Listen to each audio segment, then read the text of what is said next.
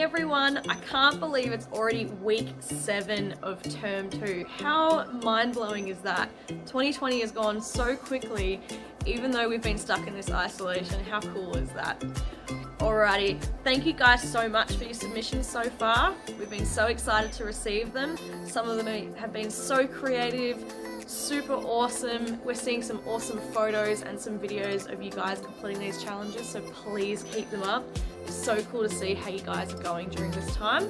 We do know that you guys are getting back to school life, and that is a bit tricky to complete these challenges. That's totally fine. Take your time. Use it as a bit of time to spend away from school, so you're not having to constantly be stuck in that schoolwork and be stressed out from it. Keep going with these challenges, guys. So you may have already noticed that I am not wearing my normal casual clothes, so there might be a little bit of a hint towards one of our challenges this week. Alrighty, so week 7 challenges. Our first one this week is to complete 10 burpees. We know they are pretty tricky. No one likes doing them unless you're a really hardcore fitness person, which I don't think is a lot of us. So see if you can try and complete 10 burpees in a row. You might need help, someone filming this, or you might need to set up your phone a little bit further away so you can actually do it, but I'm sure you guys can do it. It's only 10 to complete. Okay, so the second challenge is to, in regards to my outfit, dress up in your favorite outfit. Have you guys guessed what I'm dressed up as? I'll give you a hint. He's one of my favorite characters, and I've loved him since I was a kid, and he definitely represents my adult life now, that's for sure. Easy. So the next one is to resubmit an improved past challenge. So this can be anything from a comic strip that you did, if you wanted to rejig it a bit, improve it a little bit, even if it's a photo of nature or even a sunset photo or sunrise. If you want to put maybe a filter or anything on it, see if you can try and improve a past challenge or one of the submissions that you've sent through. Easy. So the next one is to find your favorite childhood photo. Now we're not talking about just your favorite photo as when you were a kid. We're talking about a favorite photo of yourself as a child. So this can be even a family photo. If you guys were all in the one same photo together and you were younger, that's totally cool. Just your favorite photo of yourself when you're in your childhood stage. Okay, so the next one is to write a newspaper article. So you can go as creative as you like. You can do something completely stupid, completely ridiculous and fake. Have this massive headline of something super crazy happening maybe in town or on this complete made up planet. You can do whatever you like. Just a fake news article and reporting something that's completely ridiculous. Have fun with it. Easy. So the next one is to sing the most Aussie song you know. I'm not going to be giving any type of examples. We probably won't accept the Australian anthem, because as great as that is, it's just representing Australia. It's not a typical Aussie song that everyone sort of affiliates with. So find one that could be even an Australian country song or an older folk song. It's up to you. See what song is the most Australian to you.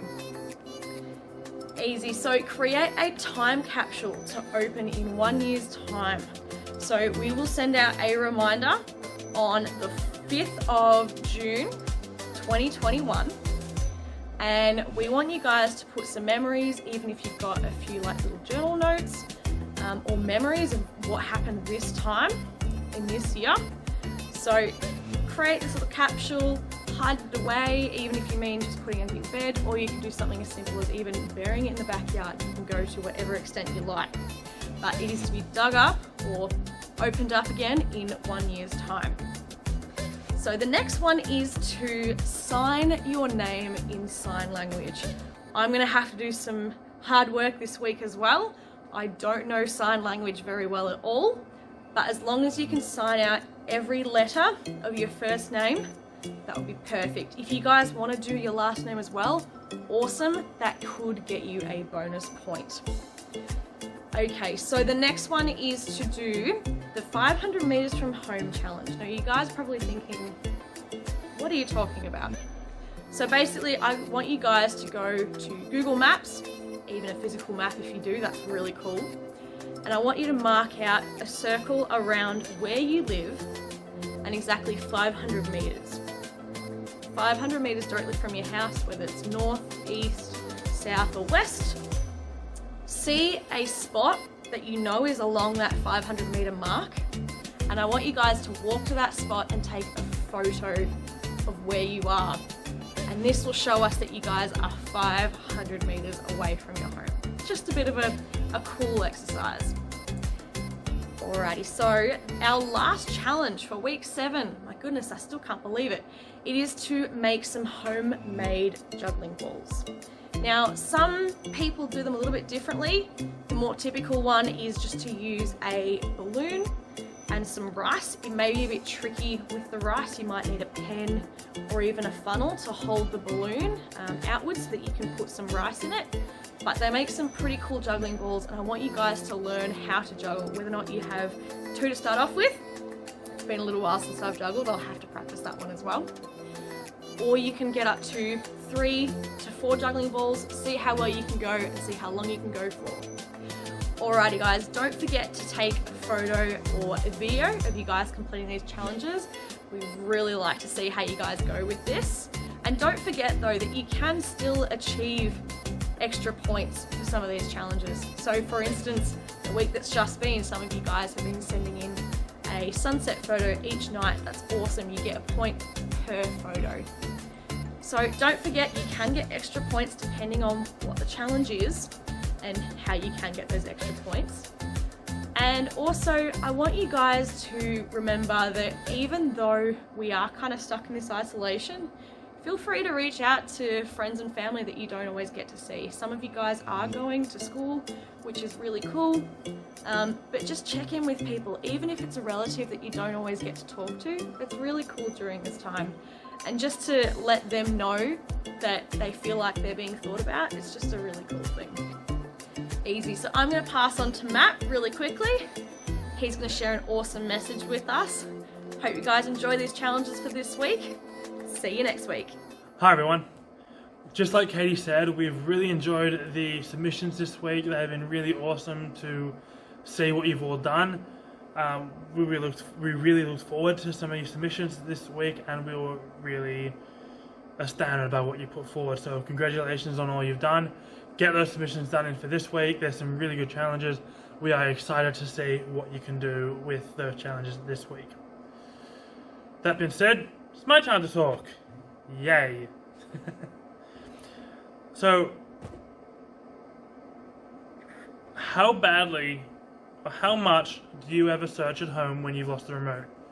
You know, you're sitting on the couch at home watching the TV, you've had the remote in your hand, you've put it down, you're watching your show, something comes up, you want to mute the ads, you want to, it's live TV that you've recorded, so you want to fast forward through the ad, but you look for it, the remote's gone. How much do you actively start looking for that remote?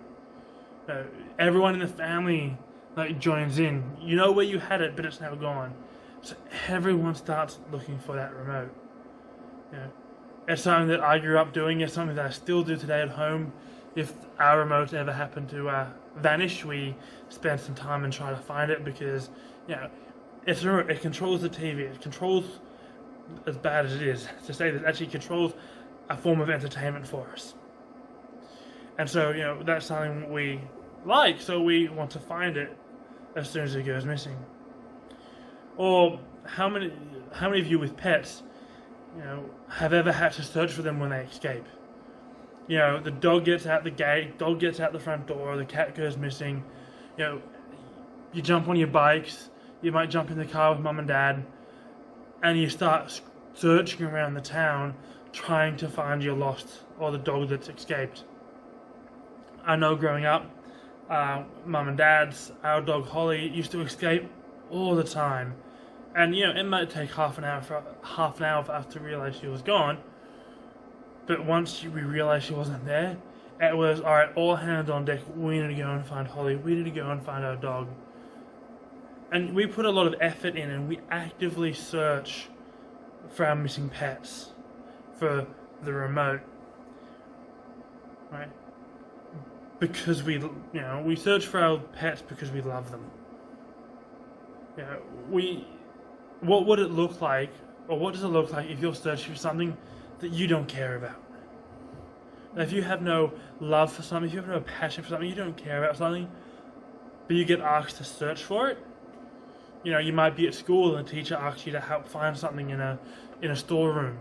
You're not really keen on it. You don't really want to do it. You just do it because you've been asked to. What's the difference in your attitude when you're looking for something that you love versus when you're looking for something that you don't love, that you have no passion in or no interest in? It's a very, very large contrast of, searching for something you love versus searching for something that you don't love, that you have no interest in. Look at what happens when a child goes missing. For parents, a child can be the dearest thing to their hearts. They, care so much. They love their children so much. I get that not all parents are like this, but when you've seen, campaigns on TV for missing kids, there's kids out there today that are missing for years, and their parents are still out there and pleading with the community for any information. When that child first went missing, they searched everywhere. They searched with their whole being to try to find their child. And they're still looking. They haven't given up hope that they're going to find the child that's gone missing. But then you can compare that to parents of kids where the parents don't care overly too much. Their child goes missing, might come home or might not come home from school because whatever reason, and you can see it's probably more on TV shows, this one, where the parents just show little to no care. That they're not interested in their child enough to be concerned that they're missing, and it's really bleak and really sad. But I'm still coming to my point with this. We have all been like missing kids. And we all have a Father who loves us so much that He will keep looking for us until He finds us. Or in our case, until we find Him. As I spoke about last week, I spoke about sin that separates us from God. And that sin separation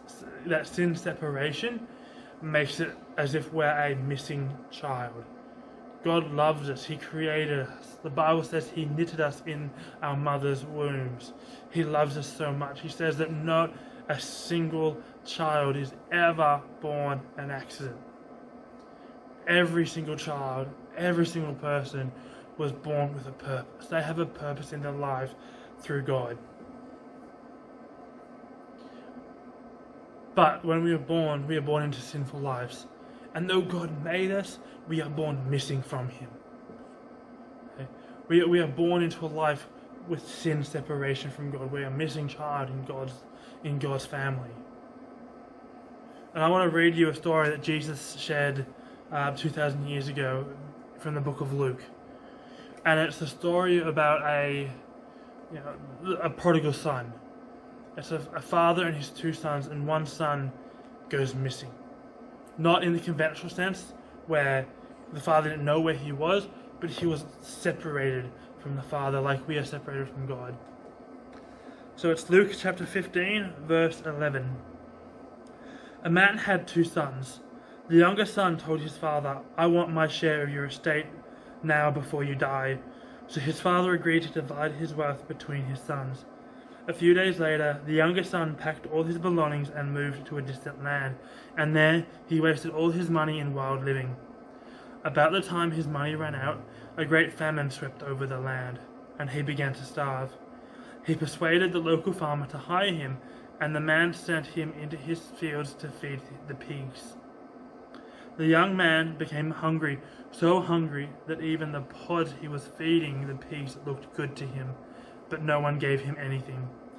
When he finally came to his senses, he said to himself, "At home, even the hired servants have food enough to spare, and here I am dying of hunger. I will go home to my father and say, 'Father, I have sinned against both heaven and you, and I am no longer worthy of being called your son. But take me on as a hired servant.' So he returned home to his father, and while he was still a long way off, his father saw him coming. Filled with love and compassion, he ran to his son, embraced him, and kissed him. His son said to him, 'Father, I have sinned against both heaven and you, and I am no longer worthy to be called your son.' But his father said to the servants, 'Quick, bring the finest robe in the house and put it on him.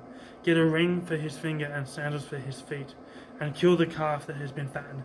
We must celebrate with a feast. For this son of mine was dead and has now returned to life. He was lost, but now he is found.' So the party began." So Jesus tells this story of a father with two sons, and the father has great wealth, and this the younger son, he looks at that and he says, "I don't want to wait. I want my share of what you have." Okay. And the father says, "Fine, here, have it." So the younger son takes all that inheritance, goes off into a distant land, and spends it all. Spends all the money, wastes it. It says in wild living. So that's partying. Going to raves, going to parties, getting drunk. Having friends, having certain relationships. It's wild living. But then the money runs out, and all the people that were his friends are no longer his friends because he doesn't have money anymore. They leave him, they desert him. And he has to go and find work to be able to feed himself now. So he goes to a farmer and he starts feeding his pigs. And with the little wage that he gets, he still can't afford much food, such that the pods, the feed that he's feeding the pigs, looks appetizing to him. He comes to his senses and he says, "I'm going to go home. I'm going to go back to my father as a hired servant because I'm too unworthy to be called his son anymore." And so he starts the long journey home. And just imagine that this son, he is head between his knees. He is in so sorrow that he was so righteous in his own thoughts to leave home and to live by himself. Now walking back to his father, broke, dirty, covered in covered in a pigsty. He just wants to become his father's servant because he's not worthy enough, because he squandered his father's wealth. But when he comes home, the father was looking for him. The father was missing him. So that when the father saw his son a long way off, probably smelt him too. The father was overjoyed that his son had come home. He didn't care what the son had gone and done. He didn't care how he had spent his money. He didn't care how he had lived his life. The father just wanted his son home. He wanted his son to be safe. And so he welcomed him home. He threw a banquet. He threw a celebration. He said, "My son has returned." That's how we are to God. That's God to us. We started our lives with him when he knit us in our mother's wombs, but then we become separated because of sin. We live our lives the way we want to live them. We are given life by the Father, and that's our inheritance from him. So we go and live that the way we want to live it. But then at the end of it, or whatever point you come to, we can go back to the Father and say, "No, I've lived my life wrong. This is not the way that we need to live our lives. Our lives aren't designed or aren't built for wild living." If our bodies were designed to handle alcohol, why do we get drunk? If our bodies were designed to handle drugs, why do we get the effects of being high? Because our bodies aren't designed for it. They're not designed for that type of living. Our bodies, our souls are designed for a life with God. So, God has given us this opportunity. Jesus' death on the cross gave us the opportunity to say, Father, I've lived my life wrong. I want to come back to life with you. And no matter how we've lived, no matter what type of life we've led in the past, whenever we come back home, whenever we come back to God, He will throw a celebration for us, because He doesn't care what we've done. He just wants us back. That passage in the Bible comes immediately after two other short parables. They're similar to the stories I shared at the start. The first one's the parable of the coin, the lost coin, where this woman, she doesn't have very much wealth, and one day she's at home and she loses this coin. And that's all she has. It's all her money. That money, that coin, is what's going to buy her next lot of food, and she loses it. So she spends the whole day in her house, looking, searching for this coin, and she gets really downtrodden because she can't find it. And by the end of the day, when she finds it, she throws a celebration. She tells her neighbors, rejoice with me because I have found my lost coin. I can finally have the money to keep living. And the other one is the parable of the lost sheep, and it talks about the story of a shepherd who's in charge of 100 sheep. And over the course of the day, at the start of the day, he counts all his sheep, and there's 100.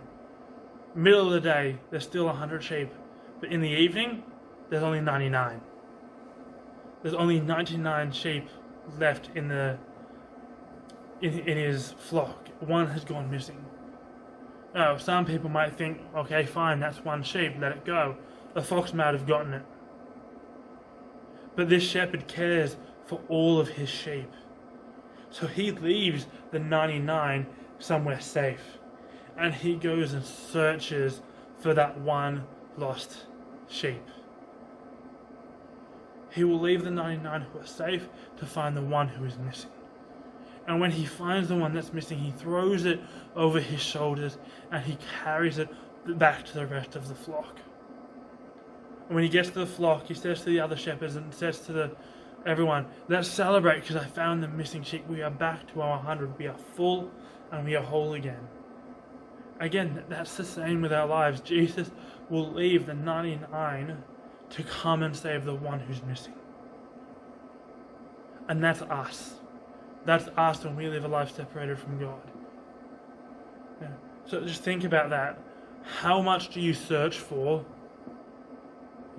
a pet who goes missing, coins when they go missing if you need a couple of bucks for recess or lunch at school, or, adults, you need a couple of dollars for some change to buy a coffee. I do that too regularly. How intently do you search? If God loves us infinitely more than we can imagine, how much more active searching is God doing, searching for us? Just think about that. And as you go, I think next week school's back. We're still keeping youth going, so get those challenges in. Katie and I are still here if you want to talk.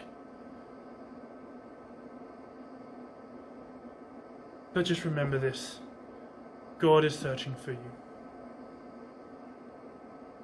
If you do not have a life with God, He is forever searching for you because He wants a life with you. He doesn't care what you've done. He doesn't care how you've lived your life. He wants you to come home. He wants you to be with Him so you can live a life with Him. That's all God wants. So think about that this week. If you have any questions, shoot myself a message, shoot Katie a message, contact us on Instagram, Facebook, text. Have a great week, guys. See you next Friday.